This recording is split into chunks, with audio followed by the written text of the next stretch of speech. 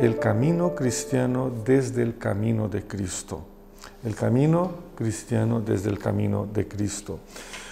A lo largo de la historia hemos conocido diferentes dimensiones del cristianismo, ¿no? Inicialmente tuvimos lo que hoy se denomina la iglesia primitiva, los primeros 300 años más o menos de la historia, su forma más sencilla de vivirse la fe. Luego vimos cómo el cristianismo se fue comprometiendo con la política y con el Estado, asumiendo dimensiones más institucionales y formales. Más tarde lo vimos reaccionando en contra de esa estatización de la fe por medio de la Reforma Protestante. Y luego hemos visto cómo protestantes y católicos establecieron lo que se quedó conocido por cristiandad, o sea, donde todos los elementos del pensamiento y del comportamiento humanos han sido puestos bajo el yugo del control directo ejercido por la institución cristiana.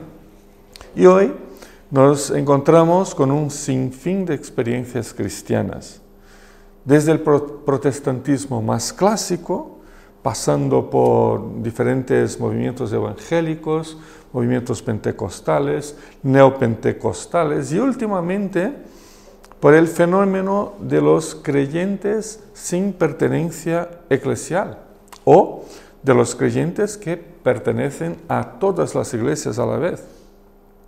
Pero parece que nos resistimos a preguntarnos por una experiencia cristiana que se pueda construir desde la realidad misma de Cristo y no la nuestra, desde la realidad misma de la vida de Cristo. Al empezar este capítulo 2 de la carta a los Filipenses nos encontramos con una estructura profundamente pastoral y misionera, construida en una forma poética muy bonita, muy bella y muy significativa, que nos conduce a reflexionar acerca de nuestra propia experiencia cristiana como una experiencia derivada y dependiente de la realidad misma de Jesucristo. Se trata, estos versículos, de una reflexión que no busca nuestros propios intereses personales, no busca nuestros propios caminos personales y humanos para definirse entonces el cristianismo, sino que más bien busca el camino de Cristo. Así que hablemos un poco sobre el cristianismo desde el camino de Cristo y para tanto os invito a mirar atentamente al texto que tenemos. Por tanto, es la primera palabra del texto y nos une conclusivamente a lo que Pablo les acabara de hablar a los filipenses y también a nosotros. Así que tiene que ver con el texto anterior, por eso está ahí el por tanto, ¿no? Está vinculado al texto anterior, donde el eje central de la vida cristiana se resume por la expresión el vivir es Cristo y el morir es ganancia. Una vida que se vive de una manera digna del Evangelio como ciudadanos del reino de Dios aquí en este mundo. La forma como vivimos a diario en todas nuestras relaciones familiares, sociales, laborales, ¿no? En nuestras actividades profesionales, estudiantiles y etcétera, pues la manera como nos comportamos ante las diferentes situaciones de la vida, sean buenas o malas, son un reflejo de Cristo en nosotros. Esa es la mentalidad de los versículos 1 a 4. Todo lo que somos, la manera como nos comportamos, nos relacionamos, ¿no? Es un reflejo de Cristo en nosotros. Ese es el foco que tiene el apóstol Pablo aquí. Al igual la manera como morimos a diario, no solo la muerte final física, sino que la manera como nos morimos cada día, como mortificamos nuestros sentimientos, pensamientos y deseos que no coinciden con el camino de Cristo, y esa mortificación es parte del crecimiento espiritual, ¿no? Es parte de la santificación, también es un reflejo de Cristo en nosotros. Y por fin la manera como cerraremos esta etapa de nuestra vida física con la muerte, en nuestro día final, ¿no? También refleja el camino de Cristo y por tanto su presencia en nosotros. Así que tanto en la vida como en la muerte somos ciudadanos del reino de Dios y glorificamos al Señor. Ese es el trasfondo desde el que Pablo ahora nos va a escribir. El por tanto, la primera palabrita del texto, el por tanto, nos hace levantar todas esas ideas, ¿no?, para seguir el capítulo 2. Lo que nos tiene que decir ahora el apóstol sigue todo lo que dijo anteriormente, o sea, que nos va a mostrar el camino de Cristo como expresión misma de la fe cristiana en toda y cualquier situación, pero lo va a hacer desde una estructura o desde una presentación diferente, nueva, va a cambiar su estrategia, ¿no?, entre comillas, su forma de expresar. Ahora es una presentación incluso poética, echando mano de una comparación poética que nos va a instruir en la vida cristiana y que nos va a inspirar a la vida cristiana. Y aquí tenemos un poquito la estructura de los dos primeros versículos. Empezamos con el primer versículo. Así, si es así en Cristo, entonces. Tenemos que entrar en la manera como escribe y entiende la cuestión el apóstol Pablo, ¿vale? Si os fijáis en el versículo 1 y 2, Pablo dice, si es así, si la realidad cristiana es esta, versículo primero, entonces tenéis que, versículo 2. Esa es la estructura y eso para ellos entonces, para nosotros quizás no mucho, pero para ellos entonces era poesía, ¿no? Así que estos dos primeros versículos contienen una estructura de comparación entre elementos de la realidad de la vida de Cristo, versículo 1, y nuestro comportamiento ahora derivado también de Cristo, versículo 2. Y es muy curiosa la manera como Pablo escribe, y vale mucho la pena seguir el texto en su forma de expresarse. Versículo 1 contiene 4 frases que empiezan con las mismas palabras. Las palabras son, si de hecho hay alguna cosa, ¿no? Ese alguna viene luego. Pero las 4 frases del versículo primero empiezan con esa expresión. Si de hecho es verdad que existe, y esa expresión inicial marca 4 características de la vida de Cristo que las debemos encontrar también en todos nosotros cristianos. Al introducir cada una de las frases del versículo primero de esta manera, Pablo no cuestiona la realidad o la veracidad de esas características cristianas, sino que quiere mostrarnos que deben cobrar sentido práctico en la vida cristiana, en la vida eclesial. Así pues, el texto establece que, versículo primero, si de hecho hay algún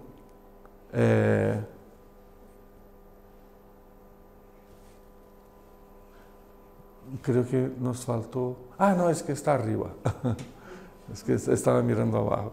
Si de hecho estamos unidos a Cristo, tenemos alguna exhortación o ánimo o estímulo, ¿vale?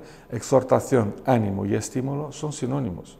Entonces la idea de Pablo es, si de hecho tú y yo estamos unidos a Cristo, entonces tenemos entre nosotros alguna exhortación o ánimo o estímulo. La segunda frase, si de hecho hay algún incentivo o consuelo, que son palabras sinónimas en el texto, en el amor de Cristo, si de hecho hay alguna comunión o compañerismo en el Espíritu, si de hecho hay alguna compasión o algún profundo afecto y misericordia, así que tenemos algunas realidades. Primera, la de estar unidos a Cristo. Segunda, la de encontrar en el amor de Cristo consuelo para nosotros.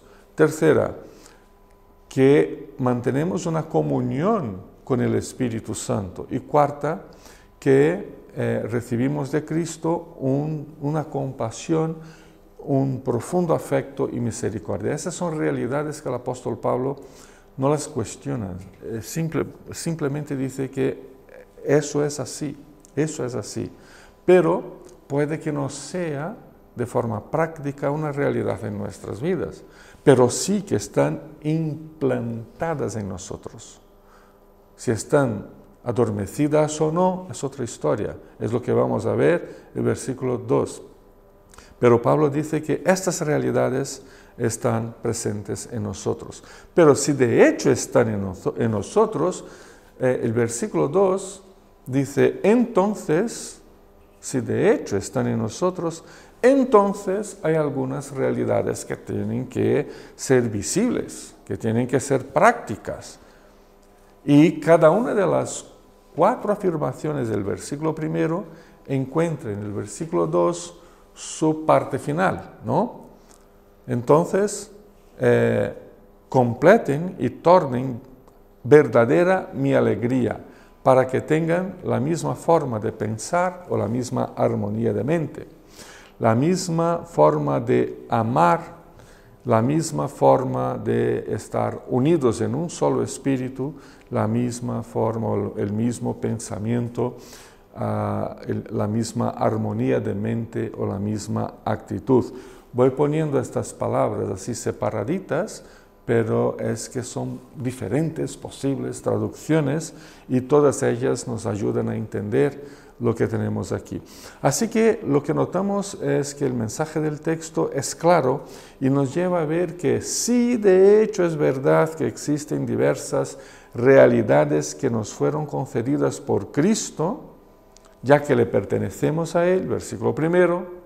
Entonces, versículo 2, debemos caminar de forma concreta y sin desvíos hacia una convivencia eclesial condiciente a estas realidades espirituales. No sé si lo estoy complicando o no, pero es la manera como Pablo nos presenta el texto. El mensaje de Pablo aquí nos lleva a vivir una espiritualidad integral, ¿no? Como lo podemos ver en que las verdades teológicas que se expresan en nuestra relación con Cristo se transforman necesariamente en vínculos, en compromisos y en sentimientos que compartimos entre todos. Lo repito, hay algunas verdades que las llamé ahora verdades teológicas, pero hay algunas realidades que son camino de Cristo implantado en nosotros. Versículo 1. Si eso está ahí, si es verdad que camino con Cristo, entonces hay una forma práctica de vivir. Hay que establecerse vínculos, compromisos y sentimientos y actitudes entre todos nosotros. En eso reside la base para el crecimiento de la iglesia, para el crecimiento de la vida cristiana, ¿no?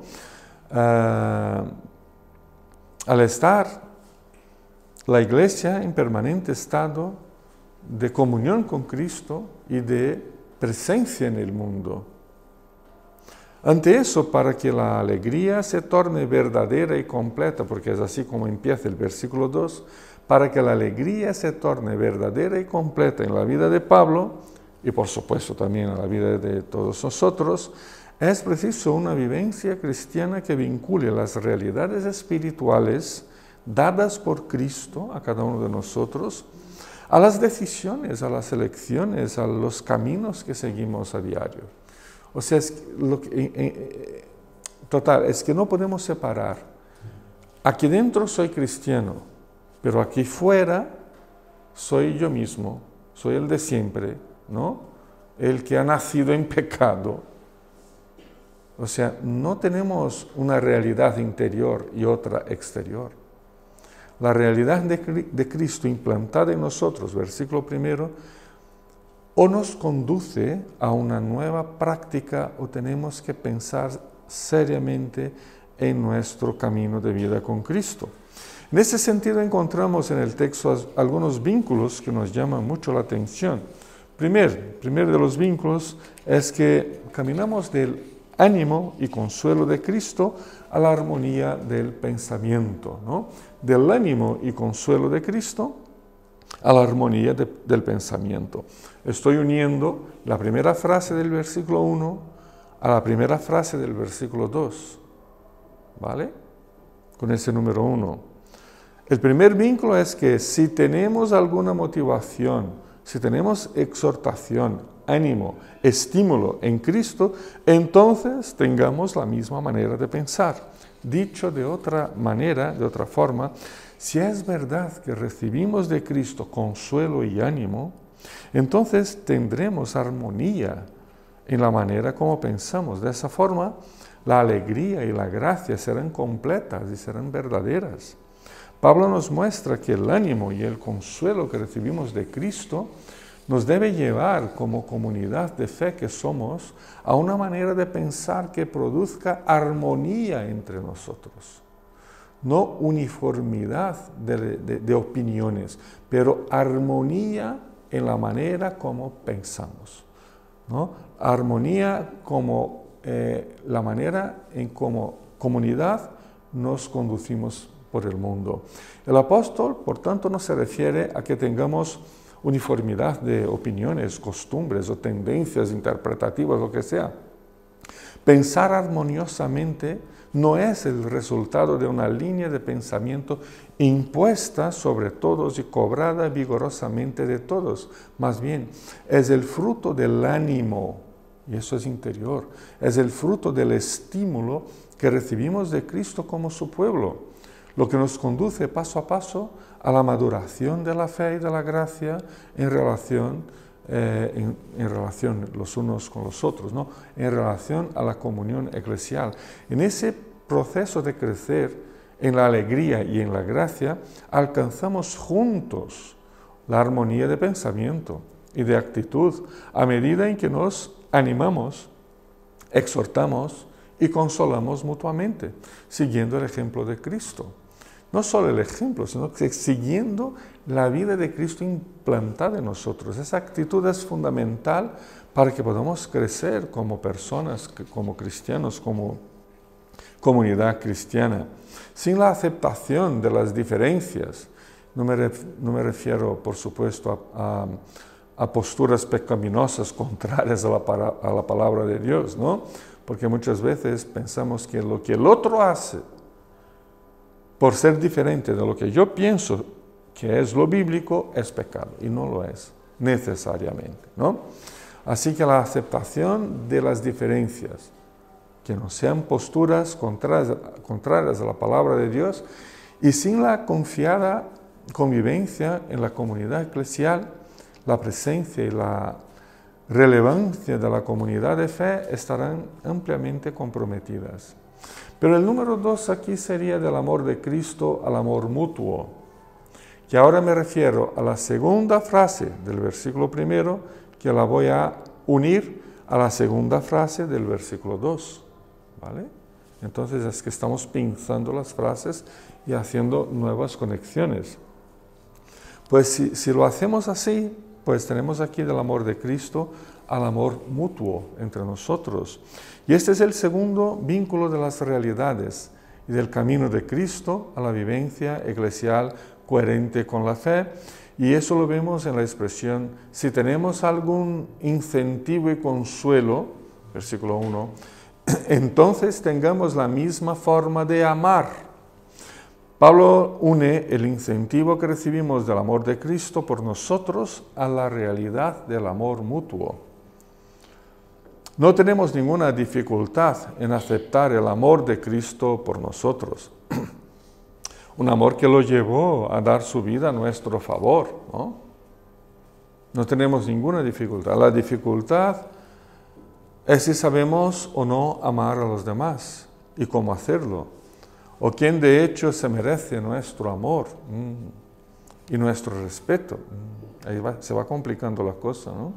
Queremos el amor, pero no siempre nos disponemos a amar, lo que daña significativamente la vivencia de la fe, la salud de la comunidad y incluso la acción evangelizadora de todos nosotros. Sin embargo, el vínculo entre estas dos realidades no se puede romper jamás. Eso lo vemos aquí en ese texto, pero también el apóstol Juan. Es un texto muy largo, no lo vamos a leer, pero luego si queréis leerlo, primera carta de Juan, capítulo 4, versículos 7 al 21, donde Juan dice que el amor da sentido a la fe y a la misión. La manifestación más clara del amor de Dios por nosotros ha sido el envío de su Hijo Jesucristo y su dádiva como propiciación por nuestras vidas.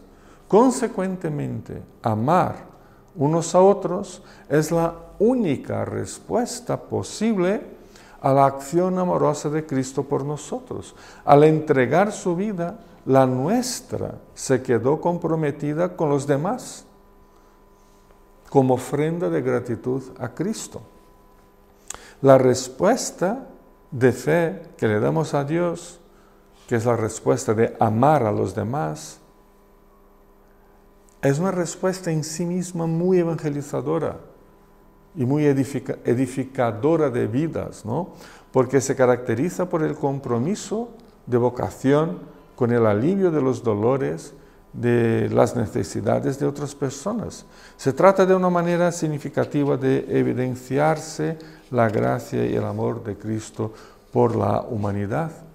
Pero en tercer lugar, vamos a unir la tercera frase del versículo 1 a la tercera frase del versículo 2. Y tenemos entonces de la comunión del Espíritu a la unidad cristiana. Ese es el tercer vínculo, ¿no? Si unimos entonces ese camino de Cristo, su consecuente espiritualidad, versículo 2, es tornar la alegría o la gracia completa. Y ese vínculo se podía presentar con las palabras del propio texto. Si tenemos alguna comunión en Cristo, entonces seamos unidos en un solo espíritu. El apóstol une la comunión en el Espíritu Santo a la unidad en un solo espíritu entre nosotros. Vivir bajo la comunión del Espíritu Santo es participar directamente de todos los beneficios de la salvación y de la gracia de Cristo. El Espíritu Santo que habita en nosotros no nos deja sin parte de las bendiciones divinas de la vida eterna. Significa que recibimos los efectos del sacrificio de Cristo y que participamos gratuitamente de la vida eterna, y eso en su plenitud. El Espíritu Santo nos comunica y aplica la vida eterna porque como parte de la obra de Dios recibimos la comunión del Espíritu. Ante esa realidad de fe debemos desarrollar una actitud de unidad y coherencia de alma entre nosotros. La cuestión es que la consecuencia esperada de la aplicación de los beneficios de la vida eterna por el Espíritu que habita en nosotros, la consecuencia esperada es que vivamos el sentido pleno de la unidad cristiana. O sea, estamos profundamente unidos y vinculados por medio de la comunicación de la vida eterna dada por el Espíritu, aunque la visibilidad social cristiana ponga en relieve las inevitables diferencias humanas, ¿no? Es obvio eso, ¿no? Miramos la iglesia y vemos, lo primero que vemos son las tremendas diferencias que existen entre nosotros. Pero si nos metemos un poco más dentro, ¿no? Si nos aprofundamos en la experiencia de la comunión, podemos encontrar ahí este vínculo del Espíritu que nos une a todos nosotros. Pero por encima de las diferencias humanas, la unidad en Cristo resulta de la vida eterna. Por eso es inevitable que esa unidad exista, porque se deriva de la vida eterna que recibimos por medio de la obra del Espíritu Santo que habita en nosotros. Con ese fundamento de fe aceptamos y damos y convivimos, ¿no? Unos con otros de forma unida en Cristo. Nuestras decisiones diarias, por tanto, se pautan por la comunión del Espíritu y por su consecuente unidad de alma entre nosotros. Pero al unir, número 4, al unir la cuarta frase del versículo primero a la cuarta frase del versículo 2, pues entonces tenemos de la compasión de Cristo a la armonía de pensamiento y de actitudes. Ese es el cuarto vínculo entre el camino de Cristo, versículo 1, y el camino cristiano, versículo 2. Si tenemos alguna compasión o misericordia o afectos entrañables, versículo 1, entonces tengamos una sola actitud, versículo 2. Pablo une el afecto, la misericordia o la compasión, une como si fuera una sola cosa, ¿no? Una sola realidad, pues une ese sentimiento a la armonía de actitudes y de pensamientos entre nosotros. Y eso es muy interesante porque está uniendo sentimientos a actitudes, ¿no? Así la alegría y la gracia se tornará completa en todos los cristianos. Es la segunda vez que el tema de la armonía de actitudes y pensamientos ocurre aquí en estos vínculos creados por el apóstol. Lo que nos dice que el apóstol le daba bastante importancia al hecho de que debemos mantener esa unidad de pensamiento y de actitud. El hecho de haber ya sido mencionado antes nos ayuda a entender que la armonía de actitudes, la armonía de pensamientos, la armonía de objetivos entre nosotros solo se alcanzará por la realidad de la compasión y de la misericordia de Cristo en nuestras vidas.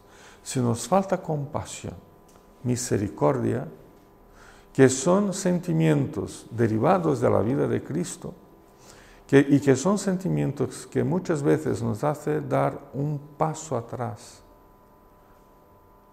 para aceptar el otro, pues jamás, si no hay misericordia ni compasión entre nosotros, jamás habrá armonía de actitudes, armonía de pensamientos, de objetivo. De hecho, ¿de qué otra forma podríamos vivir la armonía de actitudes sino por la misericordia divina? Somos tan diferentes, ¿no? Si no es por la misericordia divina, jamás podríamos vivir en armonía. Y eso califica el modo de pensar que debe encontrarse en nosotros. Claramente Pablo no se refiere a la uniformización de métodos o de procedimientos o de discursos para que la fe sea verdaderamente asumida. Eso ya lo mencionamos antes. El mero uniforme creado por la repetición de fórmulas, por ejemplo, no garantiza la armonía producida por la misericordia de Cristo. Cuando somos eficazmente alcanzados por la profunda compasión de Cristo, entonces nuestra forma de pensar, de actuar, de comprometernos, además de nuestras actitudes y objetivos como pueblo de Dios, como personas cristianas que somos, camina a pasos firmes hacia la armonía. La palabra que se tradujo aquí por misericordia, compasión, afectos entrañables, es una palabra muy interesante porque traduce todo lo que sentimos en esta parte del cuerpo, ¿no? Cuando decimos, uy, me duele el corazón al ver lo que le pasa, ¿no? Se me cae el alma. O sea, todo lo que sentimos aquí, ¿no? Como un aprieto, como un dolor, que a veces llega a ser incluso físico, ¿no? A veces llega a ser incluso... Esa es la palabra que usa el apóstol Pablo aquí. O sea, no es simplemente, yo te entiendo. No, es algo muy profundo. Es la misma palabra que Jesús usó cuando dijo en Mateo capítulo 9, versículo 35, al ver las multitudes, se compadeció de ellas, tuvo compasión de ellas, ¿no? La palabra ella es la misma la que usa Pablo aquí, o sea, lo que le pasó en el cuerpo de Cristo al ver la miseria humana que somos todos nosotros fue un dolor profundo en su alma. Esa es la palabra, o sea, es esa clase de misericordia que Cristo implanta en nosotros y que sin ella no llegaremos, incluso no daremos pasos hacia la armonía. Pero lo último que me gustaría comentar, el número 5, ver al otro, y puse otro ahí entre comillas, como mi campo misionero. Mi campo misionero no es un pueblo, no es una nación, no es una etnia. Mi campo misionero es la otra persona, cualquiera que sea.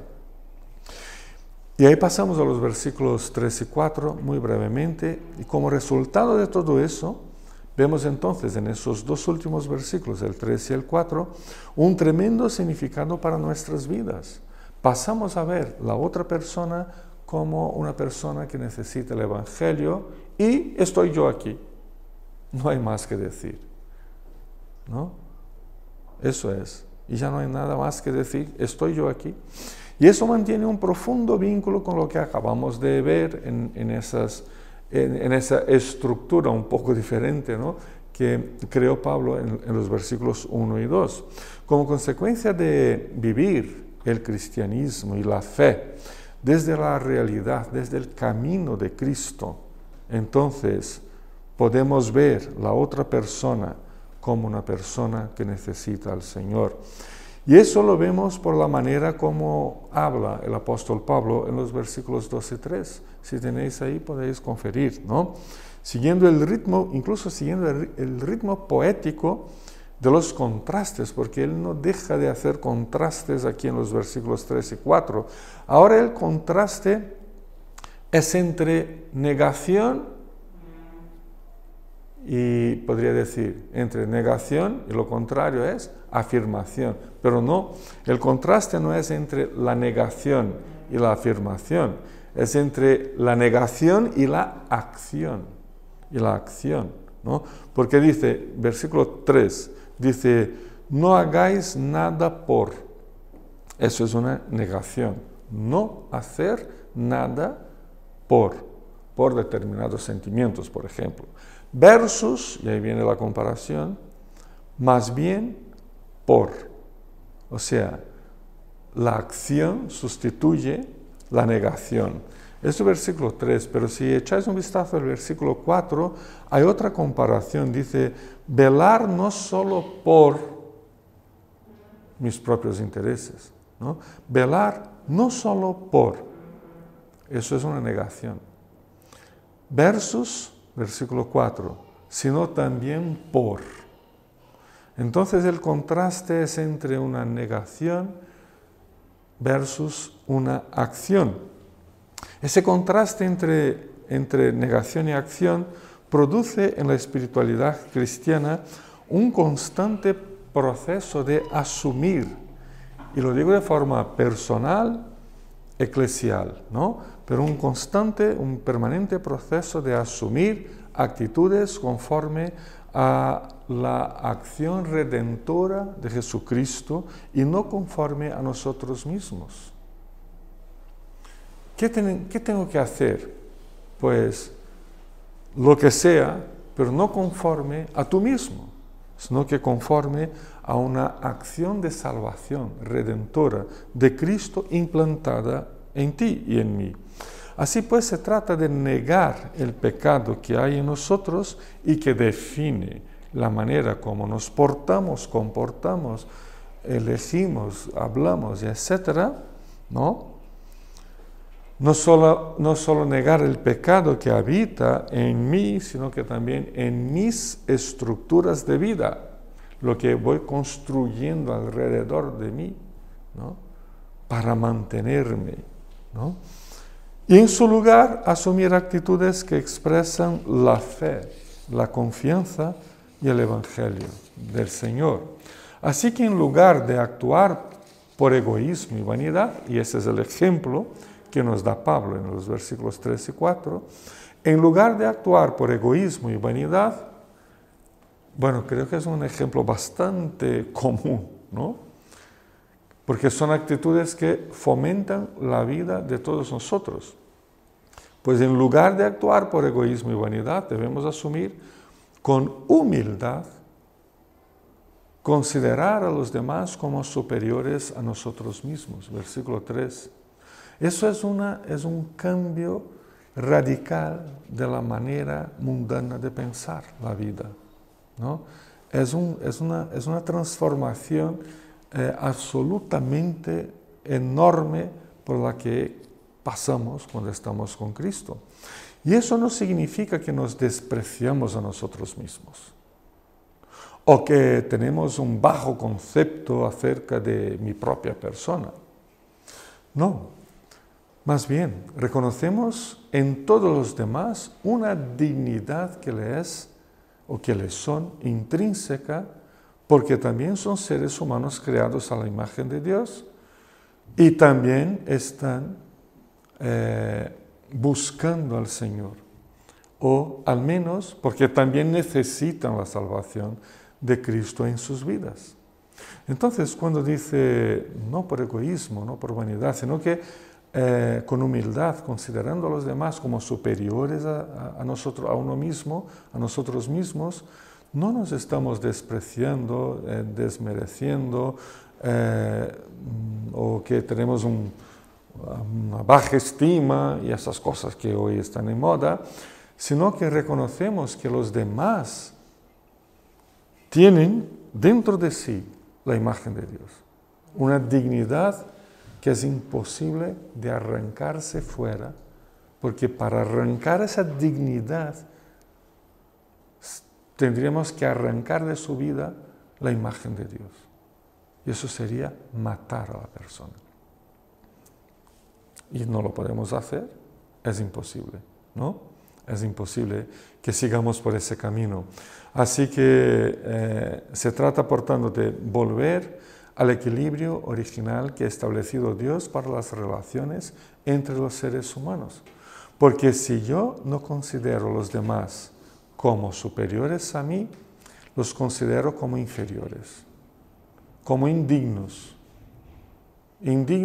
de tener la misma vida que tengo yo, indignos de recibir mi mirada, o una sonrisa, o un muchas gracias, o un Dios te bendiga, o un mensaje del Evangelio, o lo que sea. Cuando no lo hacemos, muchas veces es porque sabemos que somos superiores. Y ese es un saber que no nos toca tener. Sin ese paso fundamental, por ejemplo, la evangelización, ocurrirá por mero accidente y no como una respuesta vocacional que le damos a Dios. Y la comunión entre nosotros ocurrirá cuando un domingo al mes nos sentamos a comer, y no cada día, ¿no? Que estamos pendientes, aunque muchas veces no nos llamamos todos los días, pero estamos pendientes en oración los unos de los otros.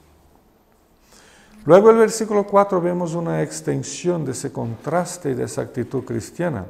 Al no velar únicamente por mis propios intereses, sino que también por los intereses de los demás, expresamos de forma práctica el humilde reconocimiento de que no somos superiores y espiritual o culturalmente mejores.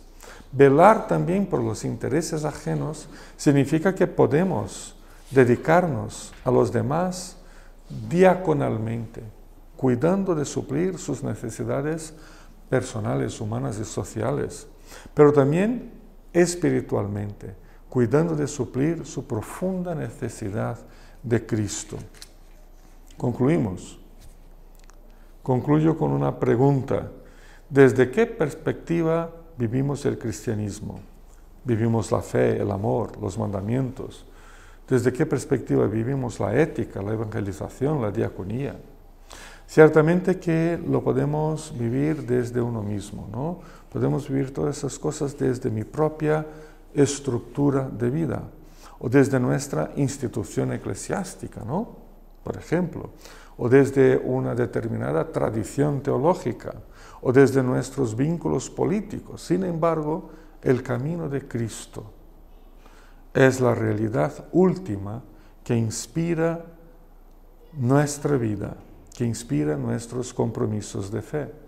Por tanto, creo que es hora de que fijemos nuestra mirada y nuestros intereses en la vida y en la obra redentora de Cristo. Es hora de dar pasos firmes, aunque nos parezcan cortos, pero firmes, hacia la realidad de Cristo en nosotros. Que el Señor nos bendiga en el camino de Cristo. Amén.